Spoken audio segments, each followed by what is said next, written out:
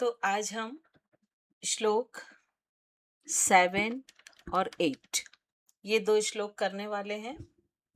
इसके पहले हम मुद्राओं के बारे में भी देखेंगे। अच्छा, आप मुझे बताएं, क्या आप ट्रस्ट करते हैं कि मुद्राओं का इफेक्ट होता है ना? एक छोटा सा हम प्रैक्टिकल करते हैं, जब तक बाकी लोग भी आ जाएंगे तो अच्छा रहेगा।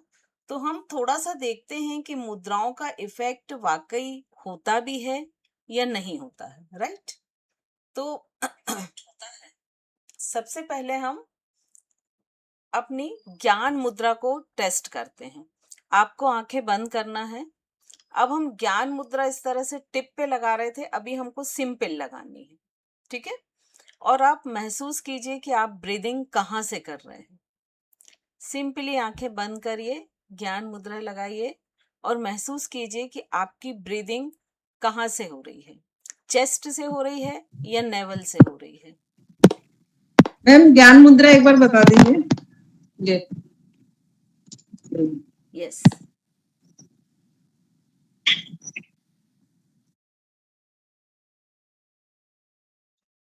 कम से कम 5 से 10 ब्रीदिंग करें, जिससे आपको एहसास होगा कि आप कहाँ से ब्रीथ कर रहे हो।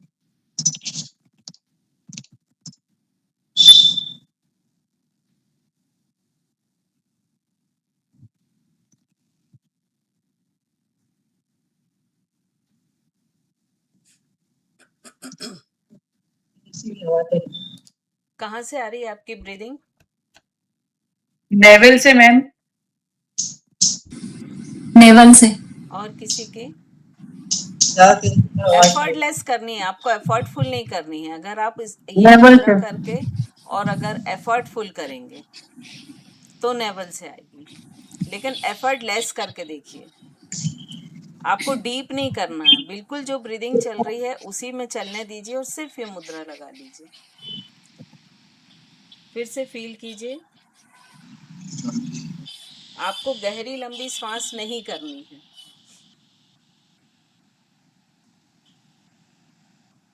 चेस्ट से आ रही है ना? तो जब आप नॉर्मल ब्रीदिंग के साथ करेंगे ये मुद्रा लगा के, तो आपकी ब्रीदिंग कहाँ से आ रही है? चेस्ट से।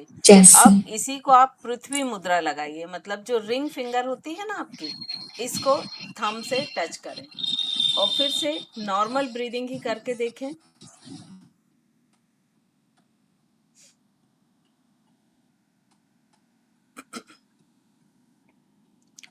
अब फील करें कहाँ से आ रही है ब्रीदिंग? नेवल से। नेवल से। तो देखिए, आपने सिर्फ फिंगर टिप चेंज किए हैं और आपकी ब्रीदिंग का पैटर्न चेंज हो गया, है ना? तो जब कभी ऐसा होता है कि हम बहुत सफोकेटेड फील कर रहे हैं, कई बार ऐसा होता है ना, कहीं बैठ के हमको बहुत सफोकेशन लगता है, ऐसा लगता है कि सांस ही नहीं आ रही, तब ये हम अगर पृथ्वी मुद्रा करेंगे तो ये बहुत अच्छी होती है ऑक्सीजन रिच करने के लिए, क्योंकि इससे हमारी ब्रीदिंग लेंथ बढ़ रही है, ठीक है? तो अब जो आज के 2 श्लोक हैं 7 और 8, इसमें हम कौन सी मुद्रा करने वाले हैं? जो पहली मुद्रा है, यहाँ पर पूरे कर्मों के बंधन टूट रहे हैं, हमारी वो चीजें हमारे शरीर के बाहर जा रही हैं जो कि टॉक्सिस हैं और जो हमें नहीं चाहिए है। तो यहाँ पे हम करेंगे अपान मुद्रा।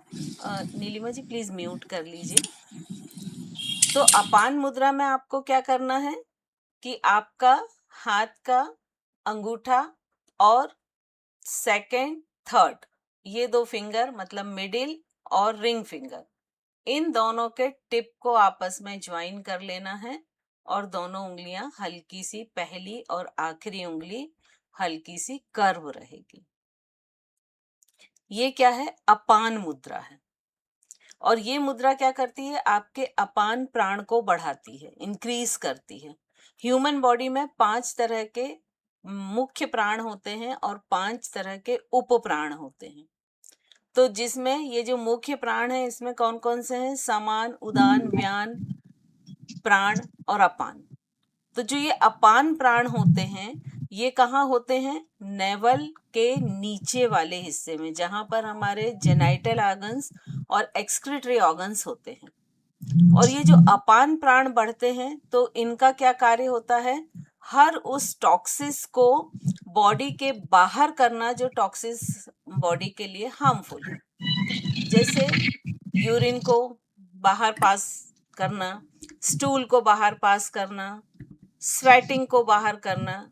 इवन जब डिलीवरी होती है तो जो फिजिकल बर्थ होता है उस समय बेबी को शरीर के बाहर जो पुश मिलता है वो भी इसी प्राण से मिलता है। तो जब हम नेटल योग करते हैं तो हम 9th जब उसका मंथ आता है नेटल योग में, तो हम उस समय इन प्राणों को बहुत स्ट्रांग करते हैं जिससे नॉर्मल डिलीवरी हो और जल्दी हो। इसके बाद कई बार क्या होता है कि आप देखिए हम लोग बहुत ओवर थिंकिंग करने लगते हैं, बहुत विचार आ रहे हैं जा रहे हैं, तो उस समय भी ये मुद्रा काम आती है, क्योंकि ये माइंड पर भी उतना ही काम करती है जितना हमारे फिजिकल बॉडी पर काम करती है। तो इन शॉर्ट हम ये कह सकते हैं कि ये मुद्रा हमारे फिजिक और हमारे माइंड दोनों को डिटॉक्स करती है। क्लियर हुआ सभी को? तो फर्स्ट में हम यूज कर रहे हैं अपान मुद्रा, दूसरे में हम यूज कर रहे हैं, चूंकि जो दूसरा पद है वो है हमारी कॉन्शियसनेस के लेवल को बढ़ाने के लिए, हमारे अंदर की चमक को बढ़ाने के लिए, शाइन को बढ़ाने के लिए। तो यहाँ पर जितने भी 8वें श्लोक में जितने भी कठिन कार्य होते हैं वो बहुत सहजता से हो जाते हैं।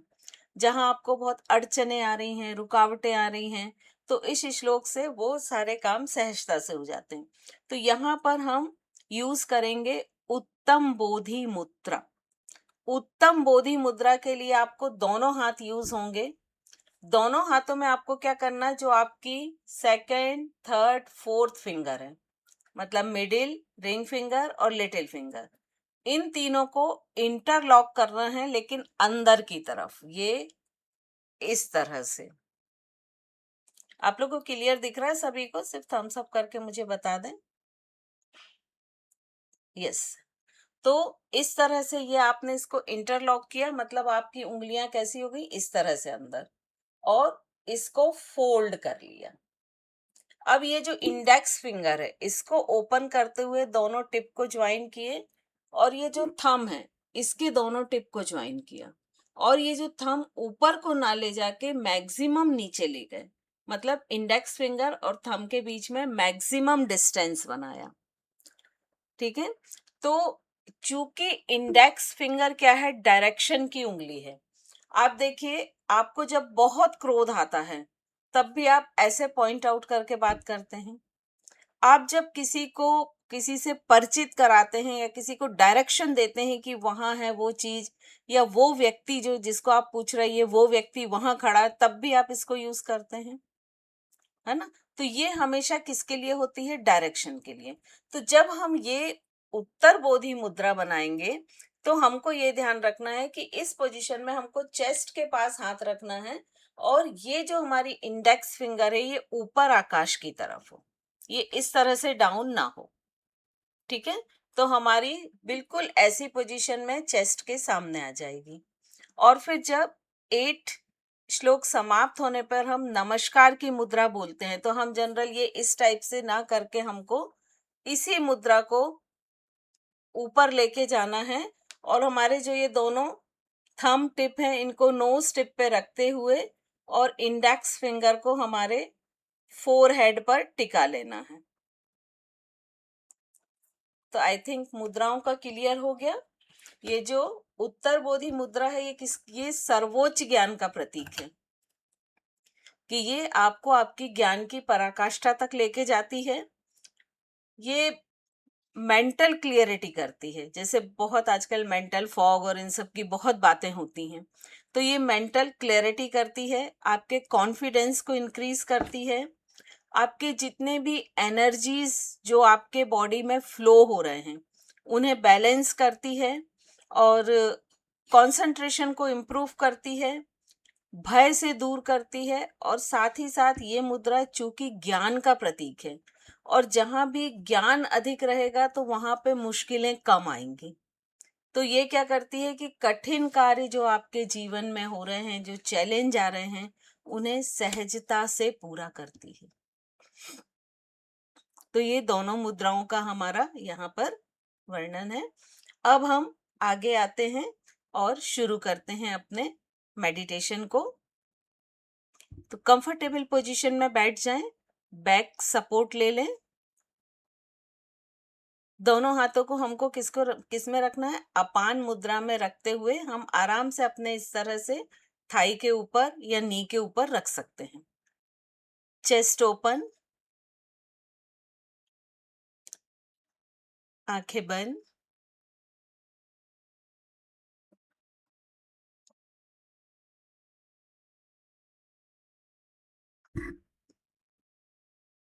ध्यान पूरा आज्ञा चक्र पर रखें।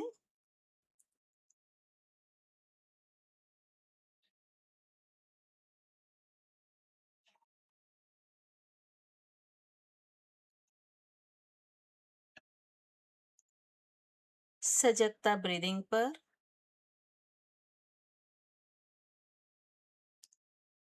यहाँ हम बात कर रहे हैं अपने कॉन्शियसनेस को बढ़ाने की, अपनी सजगता को बढ़ाने की। तो हम आज का जो मेडिटेशन है वो ओम चैंटिंग से शुरू करेंगे।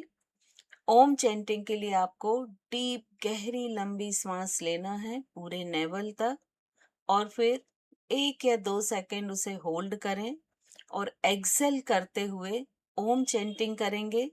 कोशिश करेंगे कि जैसे सपोज हम 4 सेकंड तक एक्सेल अगर करने वाले हैं, तो हम कोशिश करेंगे कि 2 सेकंड हम ओ को चैंट करें और 2 सेकंड म को चैंट करें। मतलब एक्सेल को आधा आधा 2 भागों में बांटें और ओ और म में चैंट करें।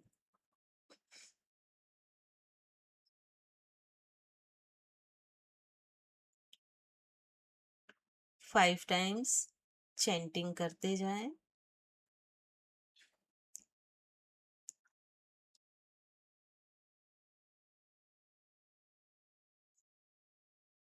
और जब आपकी 5 टाइम्स चैंटिंग कंप्लीट हो जाए तो फिर से ब्रीदिंग को नॉर्मल छोड़ दें।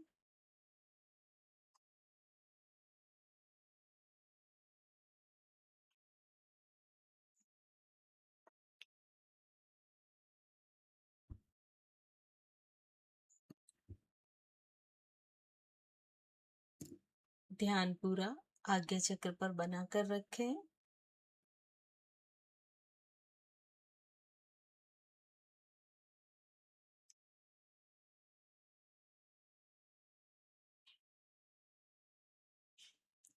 श्रेया जी, आप सिर को पूरा राइट साइड झुकाए हुए हैं, थोड़ा सा लेफ्ट साइड कर लें।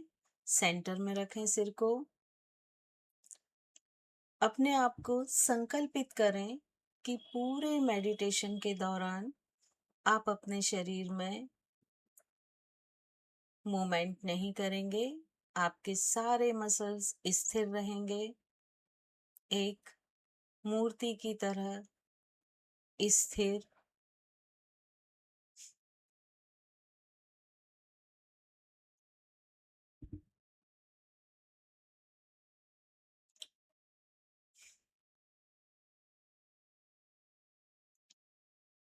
अपने आज्ञा चक्र पर अपने आप को विजुअलाइज करें। आप जिस कमरे में जिस तरह से भी बैठे हुए हैं, बिल्कुल उसी तरह से विजुअलाइज करें।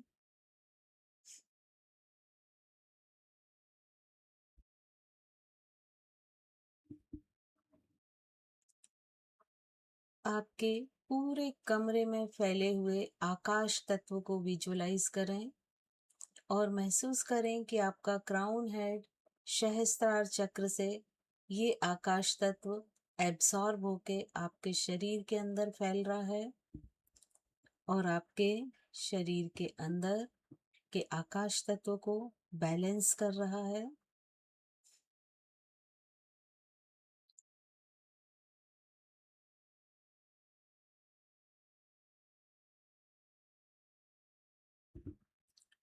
आकाश तत्व आपके शरीर का सबसे बड़ा तत्व है, सारे जॉइंट्स की हेल्थ के लिए रिस्पॉन्सिबल है। महसूस करें कि जैसे जैसे आपका ये आकाश तत्व बैलेंस हो रहा है, आपके सारे जॉइंट मोबिलिटी स्ट्रांग हो रही है, हर एक जॉइंट हेल्दी हो रहा है।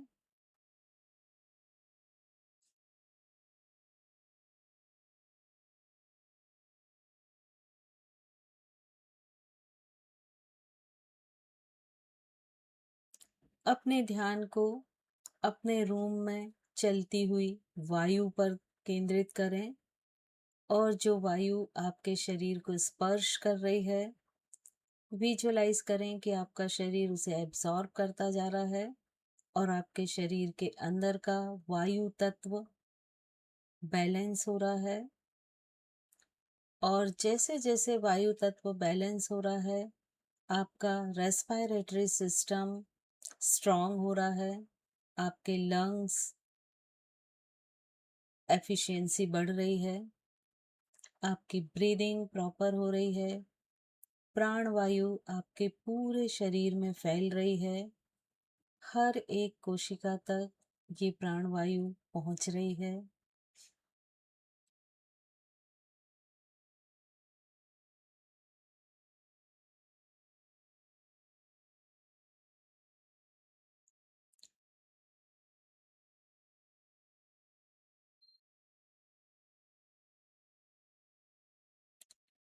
इसी जल के साथ मॉइस्चर भी आपकी बॉडी के अंदर एब्जॉर्ब हो रहा है, जो आपके शरीर के अंदर के जल तत्व को बैलेंस कर रहा है। आपके जितने भी बॉडी में फ्लूइड हैं वो मैनेज हो रहे हैं। आपका circulatory system, heart, lymphatic system, आपके नी का साइनोवियल फ्लूइड,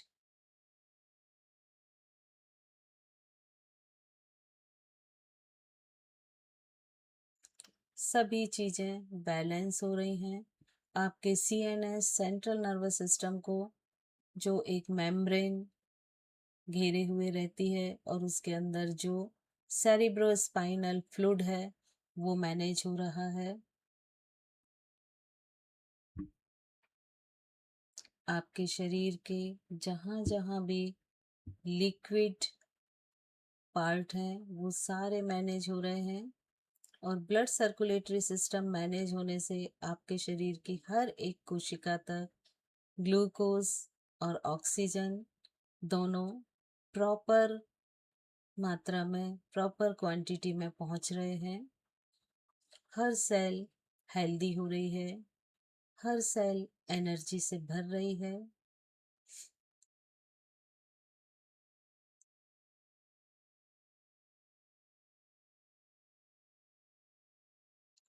आपके रूम में जो लाइट्स जल रही हैं उनकी रेस को अपनी बॉडी पर फील करें।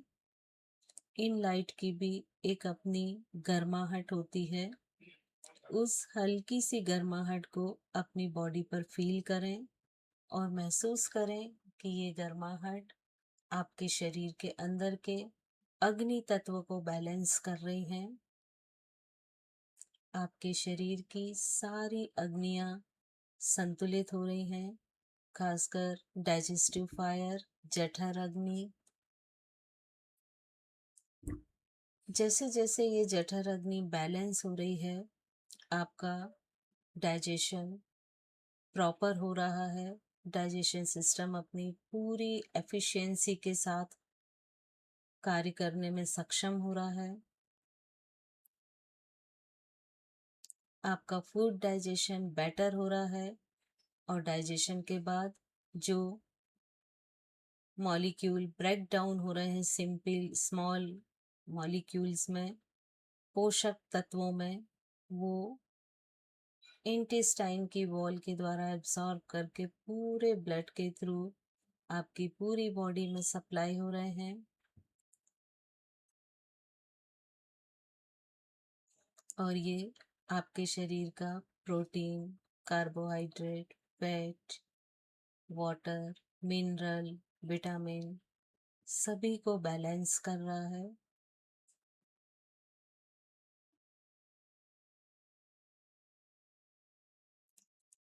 अपने ध्यान को उस पॉइंट पर लेकर आइए जहां आप बैठे हुए हैं और आपके शरीर का सबसे निचला हिस्सा जो कि फ्लोर से टच कर रहा है, उस पॉइंट पर अपने ध्यान को फोकस कीजिए और महसूस कीजिए कि उन सारे पॉइंट से पृथ्वी तत्व आपकी बॉडी एब्सॉर्ब कर रही है और आपके शरीर का पृथ्वी तत्व बैलेंस हो रहा है।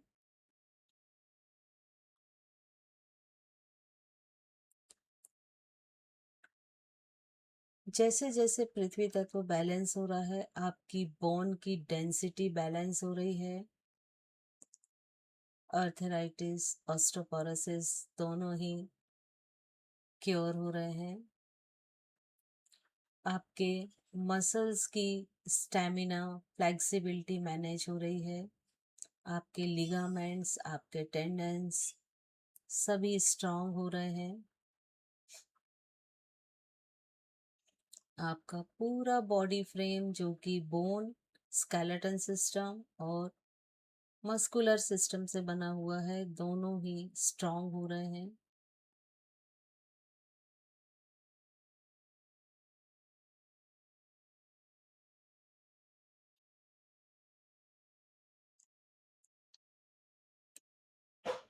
विजुअलाइज कीजिए कि आप जिस कमरे में बैठे हुए हैं वहाँ धीरे धीरे अंधेरा बढ़ता जा रहा है और जो वहाँ की लाइट्स हैं वो डिम होते होते बंद हो रही हैं और आप एक घने अंधेरे, काले अंधेरे से भरे हुए कमरे में बैठे हुए हैं।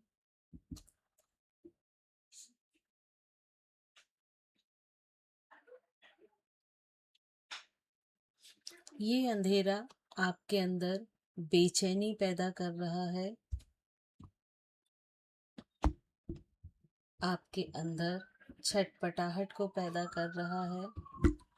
आप अपनी पूरी कोशिश कर रहे हैं इस अंधकार को दूर करने की, यहाँ से बाहर निकल पाने की।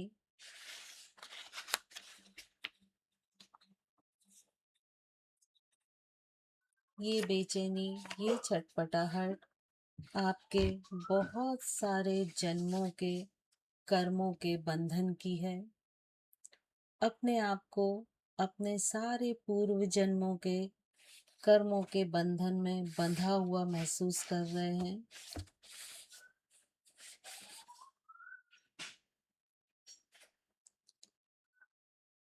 ढेर सारी कर्म बेड़ियां आपके आसपास, आपके शरीर से लिपटी हुई हैं और हर एक पूर्व कर्म एक बेड़ी के समान आपकी आत्मा से, आपके शरीर से लिपट रहा है।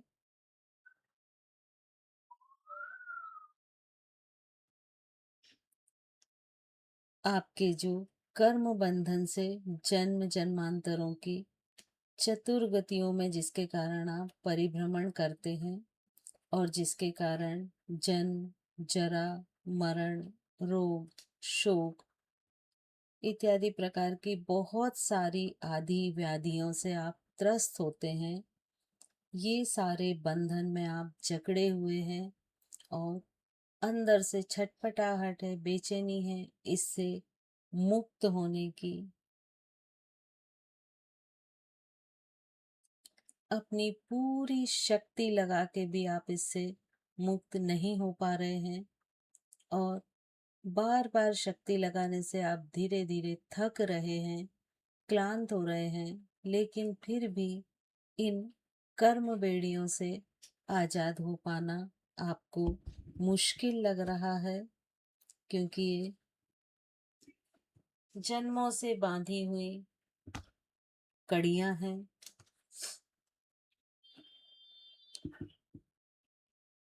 और ऐसे समय में आपको अपनी स्वतंत्रता और मुक्ति के लिए एक ही रास्ता नजर आ रहा है, वो है प्रभु की, अपने आराध्य की स्तुति का ज्ञान गान।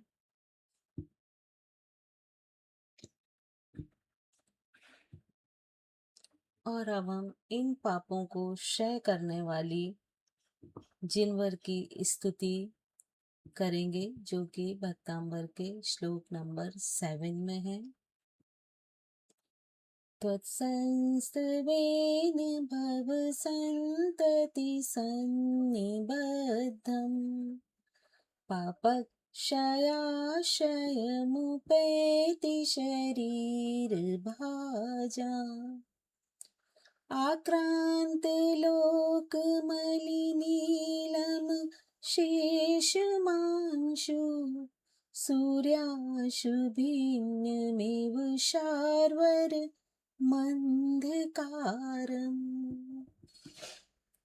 प्रभु की ये भक्ति आपको रास्ता दिखा रही है, आपको रोशनी दिखा रही है, और इस पद के पढ़ने से आपकी जो जन्मों से बंधी हुई बेड़ियां हैं आपके कर्मों की, वो टूटती जा रही हैं और आप धीरे धीरे स्वतंत्र होते जा रहे हैं। हर एक बेड़ी आपके जो आत्मा पे पड़े हुए विकारों की बेड़ियां हैं, आपके पाप कर्मों की बेड़ियां हैं, वो सारी एक एक करके टूटती जा रही हैं और आप धीरे धीरे इन कर्म बंधनों से विमुक्त होते जा रहे हैं। जैसे जैसे आप विमुक्त हो रहे हैं, आपकी बेचैनी, आपकी छटपटाहट धीरे धीरे कम होती जा रही है।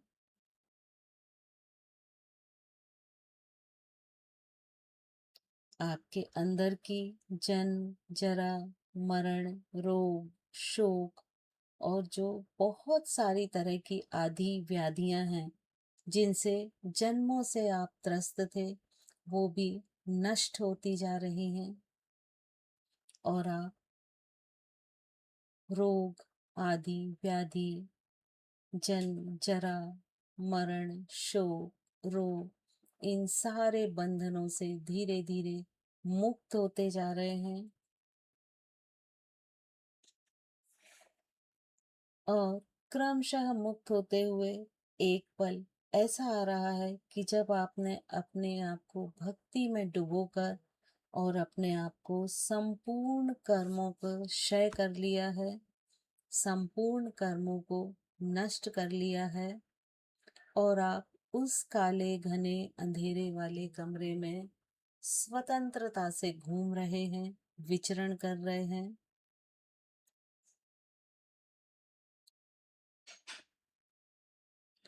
अचानक इस कमरे का काला घना अंधेरा एक प्रकाश की किरण से दूर हो रहा है, बिल्कुल वैसे ही जैसे जो रात्रि का काले भौरे का समान काला अंधेरा होता है। वो जैसे ही सूरज की एक किरण, उदित होते हुए सूरज की एक किरण उस पर पड़ती है तो सारा अंधेरा भाग जाता है, वैसे ही आपके कमरे में किरणें प्रवेश कर रही हैं और धीरे धीरे ये अंधेरा पूरी तरह से समाप्त हो रहा है। आप पूरी तरह से, आपकी बेचैनी, आपकी छटपटाहट शांत हो चुकी है। आप शांत हैं, आप सुखद अवस्था में अपने आप को बैठे महसूस कर रहे हैं और आप इस स्तुति के गान के चमत्कार को अपने अंदर महसूस कर रहे हैं, जिसने क्षणों में आपको अपने जन्मों जन्मों के पाप बंधनों से मुक्ति दिलाई।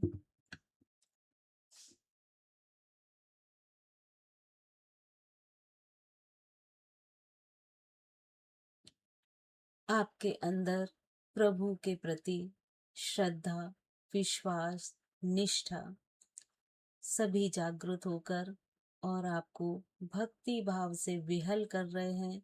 आपकी भक्ति की पराकाष्ठा बिल्कुल आचार्य मानतुंग जी की सदृश हो रही है। अब यहाँ से हम मुद्रा को चेंज करते हुए उत्तर बोधि मुद्रा को लगाएंगे। 3 फिंगर को अंदर की तरह इंटरलॉक करें, अंदर की तरफ इंडेक्स फिंगर के टिप को टच करें और अंगूठे के टिप को टच करें रीता जी फिंगर्स अंदर की तरफ इंटरलॉक करें, आपने बाहर की तरफ की हैं जो 3 फिंगर हैं, यस वेरी गुड। और अपने चेस्ट के पास इस तरह से रखें कि आपकी इंडेक्स फिंगर का डायरेक्शन ऊपर आकाश की तरफ हो। आपने अपने आप को मुक्त कर लिया है जन्मों जन्मों के कर्मों से। अब आप तलाश में हैं उस सर्वोच्च ज्ञान की जिसमें आपकी चमक बढ़ जाए, आपकी दीप्ति बढ़ जाए।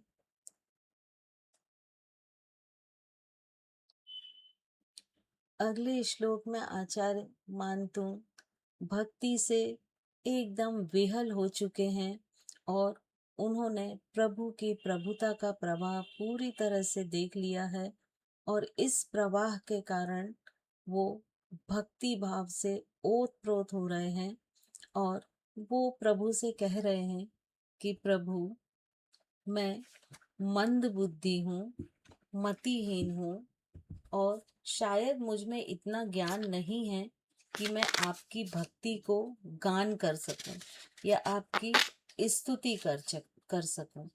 लेकिन इसके बाद भी ये जो मैं मंद बुद्धि के साथ आपकी स्तुति का गान कर रहा हूँ, ये इसका स्तवन आपके प्रताप और प्रभाव से ये हर सज्जन पुरुषों के चित्त को प्रफुल्लित करेगा। और अगर मेरा ये स्तुति गान हर व्यक्ति के चित्त को प्रफुल्लित करता है तो वो मेरा उसमें कोई भी रोल नहीं है, वो सब आपका प्रभाव है।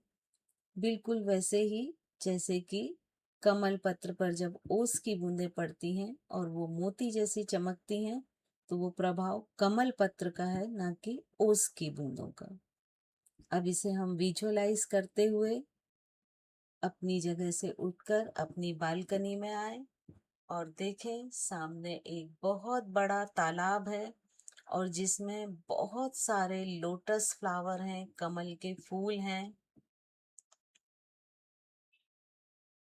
ऑब्जर्व करें कि किस कलर के कमल आपको दिख रहे हैं। उनकी बड़ी बड़ी चौड़ी पत्तियां तालाब के जल में फ्लोट कर रही हैं।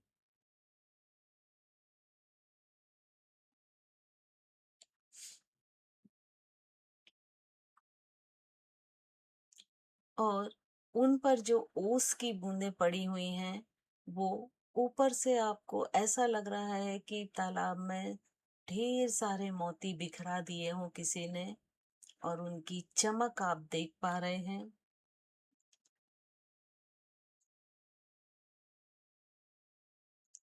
यहाँ से हम 8th श्लोक को पढ़ेंगे।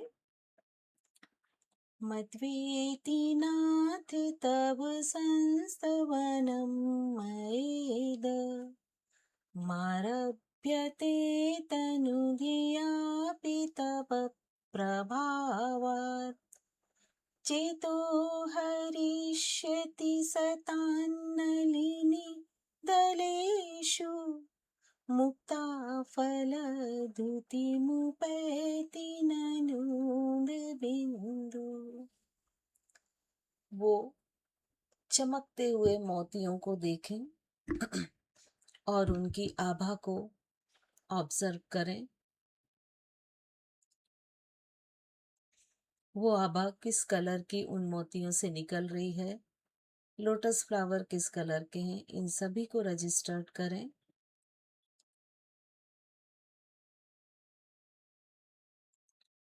अब यहाँ पर हम यदि वर्तमान परिप्रेक्ष्य में लेते हैं तो यहाँ पर हमें 2 लेसन आचार्य मानतुंग जी देते हैं कि जीवन में आपकी कितनी भी कठिनाइयां क्यों ना आए, आपको ऐसा लगने लगे कि एक के बाद एक अड़चने आ रही हैं, कठिनाई आ रही हैं और जीवन पूरा रात्रि के काली रात्रि के समान हो गया है, लेकिन फिर भी विश्वास रखें प्रभु पे और कहीं ना कहीं से एक सूरज की एक किरण निकलेगी जो आपके सारे कामों को बना देगी।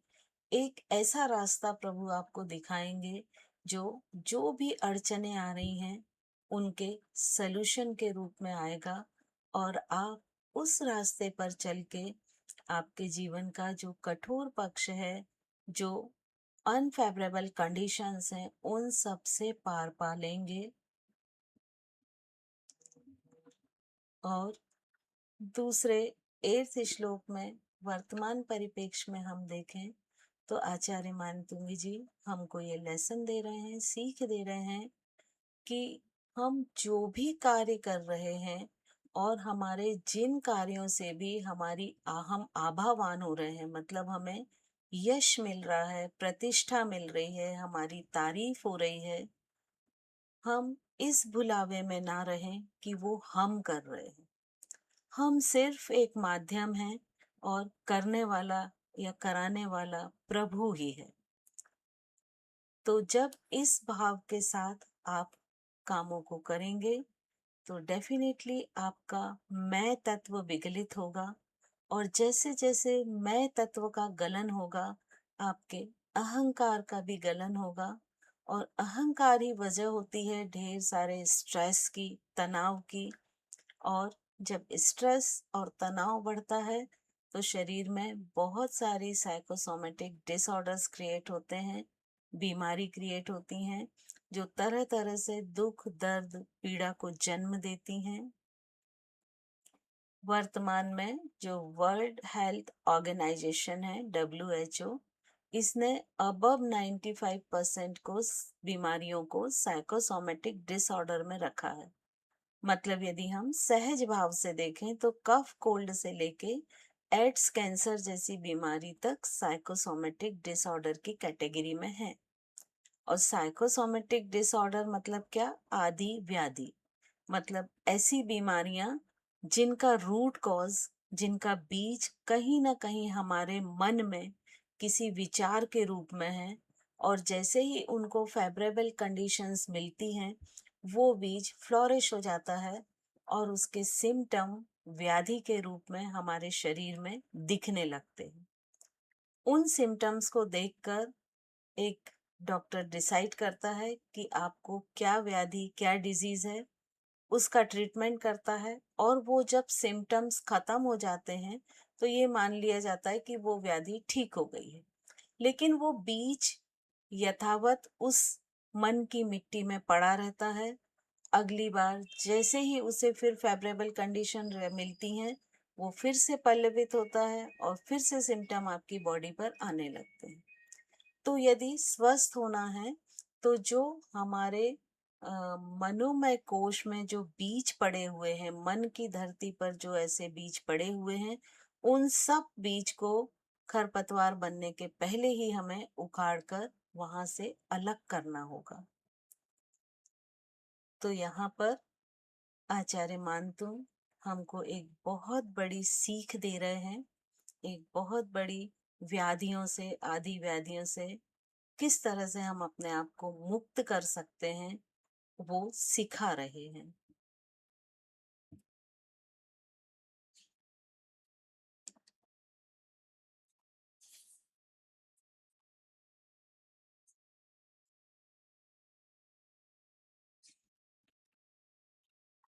यहाँ पर आचार्य मानतुंग जी कह रहे हैं, आपका जीवन में जो कार्य ईश्वर ने आपको दिया है वो आप सहज भाव से करते जाएं। उससे मिलने वाले फल अर्थात प्रतिष्ठा, यश, कीर्ति, वैभव, नाम, इन सब के पीछे ना भागें। क्योंकि ये जो कुछ भी हो रहा है, आपको ये सब चीजें जो मिल रही हैं वो आपके आराध्य के प्रताप, प्रभाव और प्रसाद हैं। सिर्फ उन्हें अपने आराध्य का दिया हुआ प्रसाद ही माने, और ऐसा माने कि मैं एक मीडियम था और मुझे एक माध्यम के रूप में ईश्वर ने चुना और ये सारी चीजें मेरे द्वारा कराई। इसमें मेरा कोई भी प्रभाव नहीं है।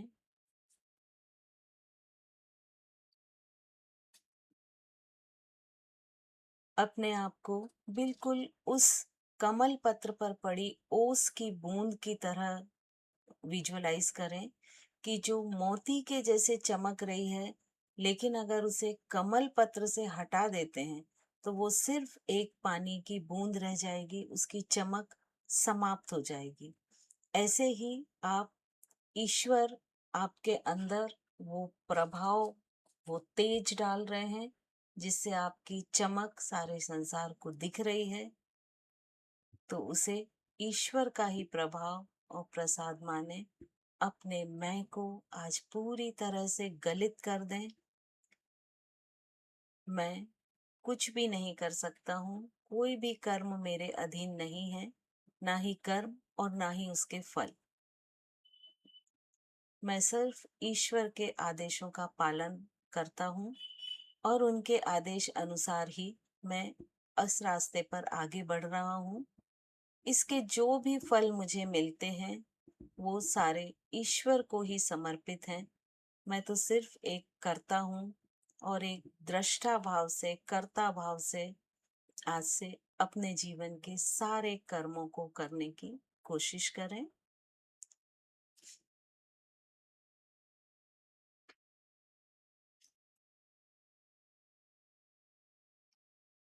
कुछ देर अपने अंदर इस भाव को बनाकर रखें।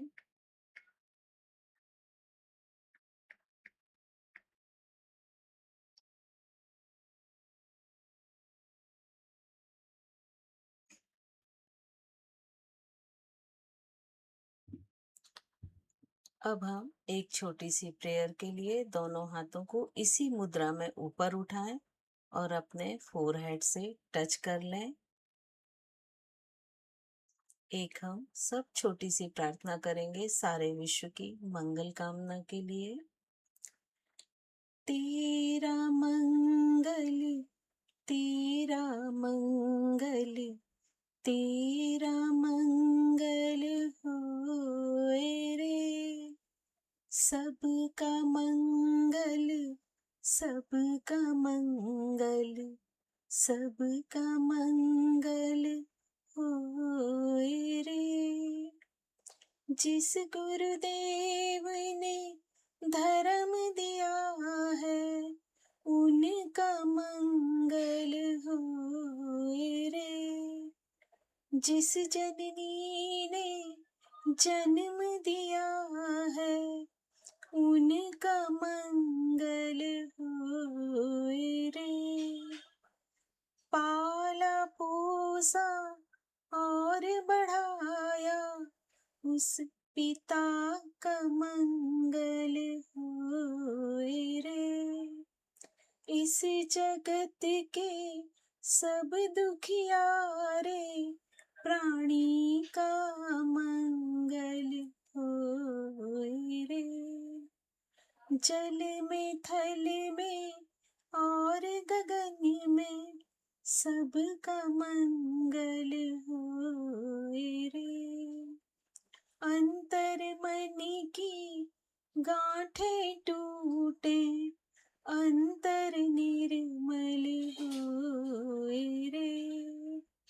राग द्वेष और मोह मिट जाए, शील समाधि होए रे।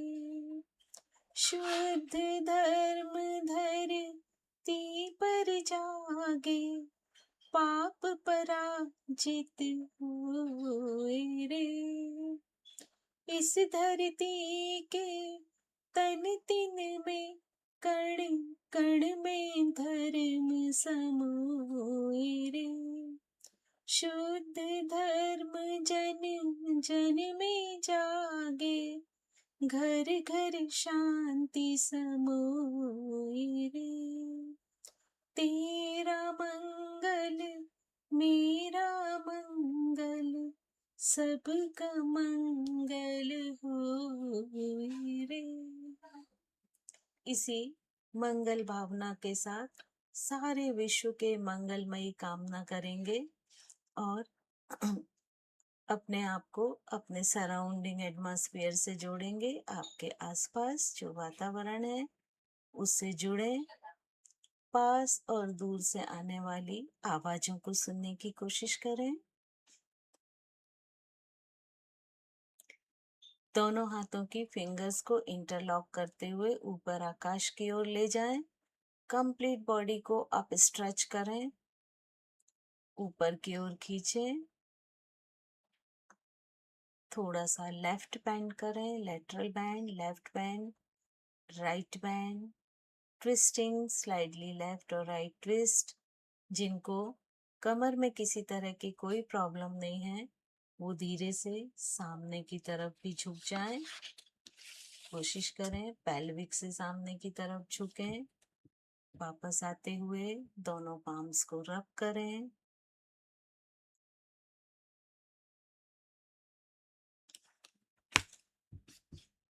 सबसे पहले शरीर के उस ऑर्गन पर, उस जगह पर अपने हाथों को रखें जहां पर आपको दर्द हो, तकलीफ हो, किसी तरह की कोई वीकनेस हो, और कोशिश करें कि 15 से 20 सेकंड तक इन हथेली से हल्की सी मसाज दें उस जगह की।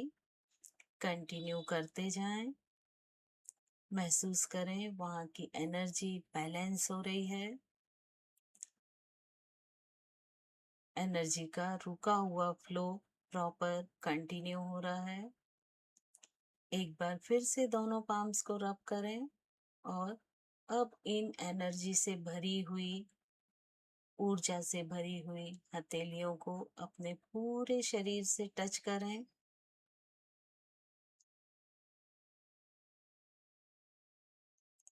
इस एनर्जी को अपनी बॉडी में ट्रांसफर करें। चेहरे पर प्यारी सी स्माइल लेकर आए।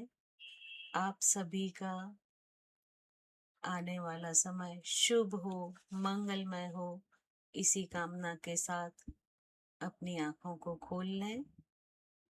सभी को जय जिनेंद्र, शुभ मंगल सभी को।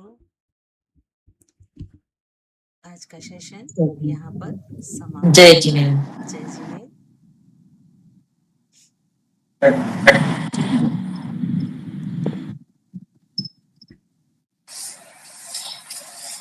एक क्वेश्चन है दीदी मेरा। जी बोले। ये मुद्राएं हम कैसे याद रखेंगे? ऐसे तो मुद्रा याद रहती नहीं है। एक्चुअली क्या है कि जो जो मुद्राएं हम करते जा रहे हैं ना, उनको जब आप अगले 15 दिन तक रोज लगाएंगे तो वो ऑटोमेटिक याद हो जाएंगे, है ना। क्योंकि कोई भी चीज जब हम करते हैं, ऐसे आप लिख भी लेंगे तो वो आपको शायद याद नहीं होंगी, लेकिन जब मुद्रा हम तो हम लिख नहीं सकते ना वैसे। बाकी जो आप बता रहे वो तो नोट कर लिया कुछ कुछ, बाकी मुद्रा लिखना इजी नहीं है। तो वो जब आप करेंगे ना, ये रिकॉर्डिंग आपको क्योंकि मिल जाएगी, है ना। अभी एक्चुअली दोनों टाइम सेशन होने के कारण मैं इसको अपलोड नहीं कर पा रही हूँ, लेकिन आपको ठीक है। ये सेशन खत्म होने के पहले आपको सारी रिकॉर्डिंग्स मिल जाएंगी।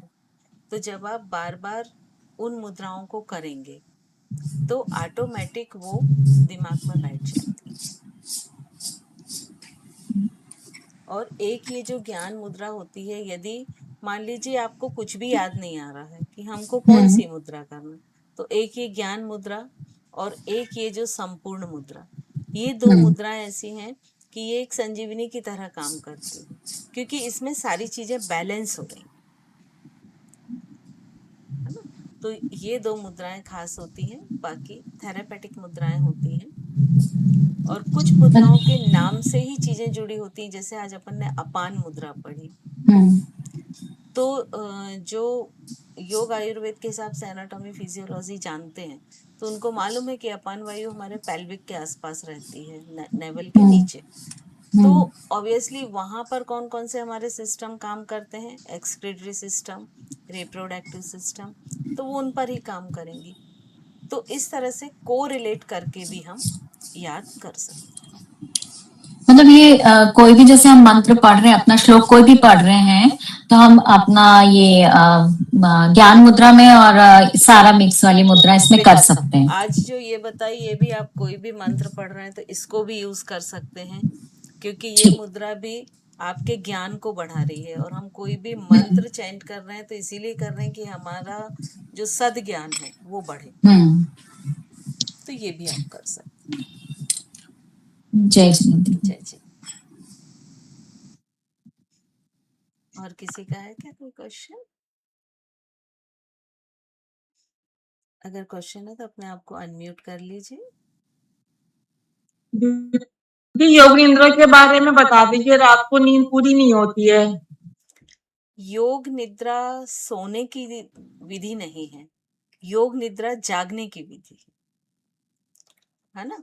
और वो ऐसे बताने से नहीं होगी, जब वो आप करेंगे, कोई आपको कराएगा, क्योंकि उसमें इंस्ट्रक्शंस दिए जाते हैं, तो वो हम सेल्फ नहीं कर सकते हैं, है ना। उसके लिए आपको जरूरत होगी किसी एक व्यक्ति की जो आपको कराए और आप करें, है ना। तो ऐसा बोला जाता है कि जो योग निद्रा है वो सजगता के साथ होती है, मतलब उसमें आपको सोना नहीं है, लेकिन फिर भी अगर आप 1 घंटे की योग निद्रा करते हैं तो उसमें जो आपके बॉडी के अंदर जो फिजियोलॉजी, जो केमिकल चेंजेस होते हैं, वो 4 घंटे की एक साउंड स्लीप जो आप लेते हैं, एक अच्छी नींद जो आप लेते हैं, और उसमें आपकी बॉडी में जो जो हीलिंग और रिपेयरिंग होती है उसके बराबर होती है। दीदी, रात को मैं सोती हूँ तो 3-4 बजे के बाद नींद ना ब्रेक हो जाती है, फिर आती नहीं है, टूट जाती है नींद, बिल्कुल क्योंकि हो बैक पेन सकता की है। प्रॉब्लम है ना मेरे को। हाँ, तो दर्द के तो कारण उसके वो लिए हो क्या? जाती होगी। हाँ, तो उसके लिए क्या करूँ फिर मैं? अ, देखिए, बैक एक की अब मुझे नहीं मालूम आपको कैसी क्या प्रॉब्लम है। तो बैक एक का तो योग में भी बहुत अच्छी थेरेपी होती है कि धीरे धीरे कम होता जाता है, और योग निद्रा, मेडिटेशन, प्राणायाम, इन पर आप फोकस कर सकती हैं, है ना। लेकिन बस मेरी सलाह सभी को ये है कि आप जो भी करें किसी एक्सपर्ट के अंडर में करें, क्योंकि जब तक हम हेल्दी होते हैं ना तो थोड़ा 19-20 भी कर लिया तो चल जाता है, लेकिन जब हम बीमार होते हैं ना तो हमको परफेक्शन चाहिए। तो किसी ना किसी के अंडर में करें, भले ही आप उससे सीख लें फिर सेल्फ करें, लेकिन शुरुआत किसी एक्सपर्ट के अंडर में करें। जी नीलिमा जी। दी बैक पेन के लिए कौन सा श्लोक है, कौन सा नंबर का?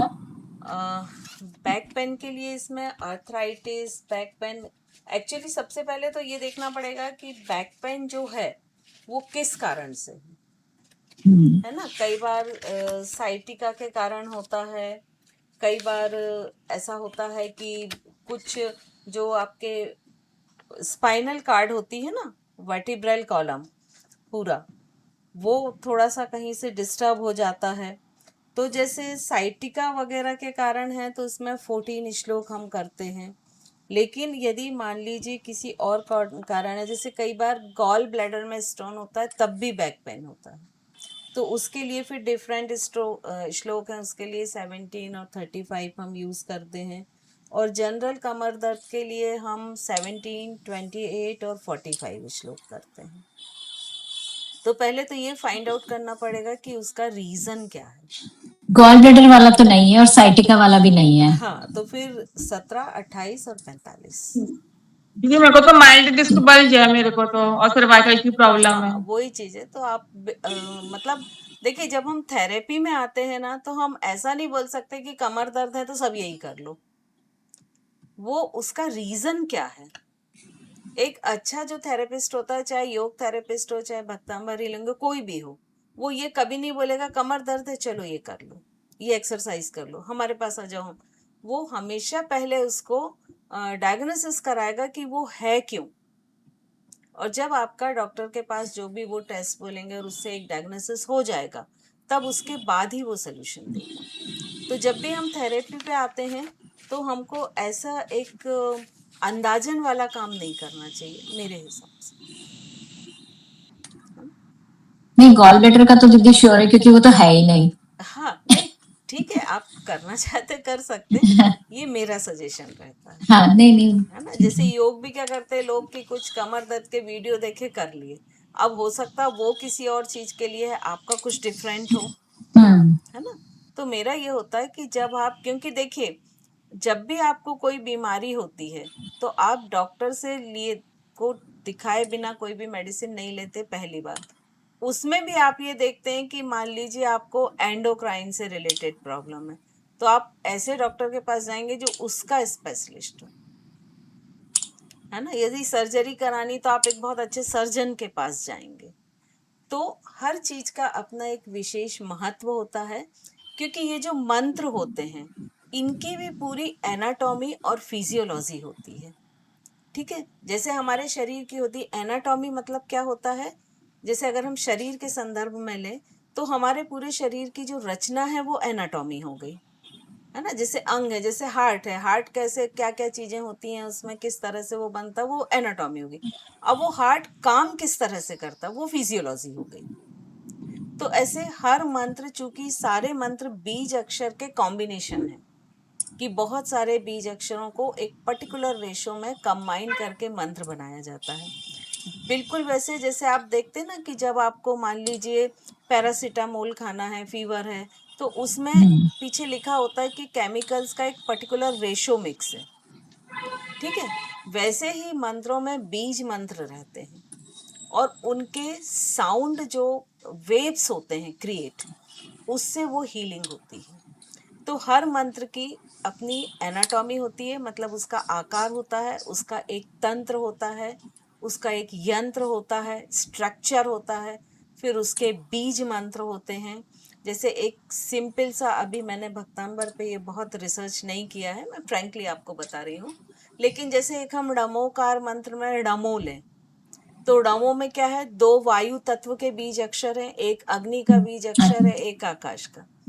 तो वो क्या सिंबल है कि जैसे अग्नि तत्व हमेशा ऊपर की ओर उठता है और वो हवा के सपोर्ट लेके हमें अपने आप को ऊपर उठाना है, मतलब अपनी कॉन्शियसनेस को हायर लेके जाना है ना। तो इस तरह का उसका एक तंत्र भी, एक डायग्राम भी बनता है, जो आप लोग देखते हैं ना कि तांबे की छोटी सी प्लेट पर एक पूरा, जिसको हम यंत्र बोलते हैं, यंत्र। है ना, वो उसका पूरा डायग्राम है, वो एनाटॉमी है। फिर वो काम कैसे कर रहा है, तो जैसे अभी मैंने आपको डमो का बताया, तो ऐसे हर मंत्र की ये एक बहुत डीप स्टडी होती है। तो ये पढ़ना एक बहुत सुपरफिशियल है, लेकिन आप जितना डीप स्टडी करके इसको पढ़ेंगे उतने इफेक्ट्स आपको अच्छे मिलेंगे। जैसे अभी भक्तांबर आप पहले भी पढ़ते होंगे, लेकिन जब अब आप ये 8 श्लोक पढ़ेंगे तो आपके पढ़ने का एक पैटर्न अलग हो जाएगा, अलग हो जी। है ना, क्योंकि आप उसके साथ आपके विजुअलाइजेशन चलेंगे अब, ठीक है। सेकंड क्या होता है कि हर मंत्र की एक रिदम और एक टोनलिटी होती है। तो अभी मतलब उसमें मैं अपने आप को भी शामिल कर रही हूँ कि हम उस, वो जो परफेक्ट टोनलिटी होती है ना, उसको हम नहीं पकड़ पाए, ठीक है ना। जैसे मैं आपसे बोलूं ये ले लो, ये टोनलिटी कैसे हुई, एक ऑर्डर और एक, आपको शायद बुरा लग सकता है। और अगर हम बोले ये ले लो ना, तो ये रिक्वेस्टिंग हो गई। तो टोनलिटी से जो क्रिएट होती हैं साउंड वेव, उसका बहुत अधिक महत्व हमारे मन पर, हमारे शरीर पर पड़ता है। तो जब किसी भी मंत्र को एक पर्टिकुलर रिदम में, पर्टिकुलर टोन में, पर्टिकुलर लय के साथ पढ़ा जाए, तब उसका इफेक्ट बेटर होता है। तो अभी क्या, भक्तांबर पर मैंने काम शुरू किया है, डमोकार मंत्र पर तो मैं 2-3 साल कर चुकी, तो उसकी मुझे जानकारी है, लेकिन इसकी चूंकि इसमें श्लोक भी बहुत सारे हैं तो टाइम भी लगेगा एक एक श्लोक को उसकी एनाटॉमी फिजियोलॉजी निकालने में। और सबसे बड़ी एक प्रॉब्लम होती है कि बहुत लिटरेचर भी नहीं मिलता इतना डीप का, तो अभी बस वही तलाश है। तो कोशिश करें कि मंत्र भी उसके भावना, जो उसकी भाव है, उसका जो फाउंडेशन, उसका भाव होता है किसी भी मंत्र का, यदि आप उस भाव को हिला दीजिए तो वो मंत्र खत्म हो जाएगा, है ना? तो ये बहुत जरूरी है। जैसे एक शायद आप लोगों ने माधुरी दीक्षित की एक कोई शायद खेल करके मूवी आई थी, वो आपने देखी होगी। तो वो एक ही गाने को अलग अलग ढंग से गाती है, कहीं डिस्को में गाती, वर्ड वो ही है, वो डिस्को में गाती है तो उसकी टोनलिटी, उसकी रिदम सब चेंज हो जाती है, और उसी को वो मंदिर में गाती है तो उसकी टोनलिटी, रिदम चेंज हो जाती है। तो शब्द वही है, लेकिन वो किस टोनलिटी के साथ, किस स्पीड के साथ बोले जा रहे हैं, किस रिदम के साथ बोले जा रहे हैं, उससे फर्क आ जाता है।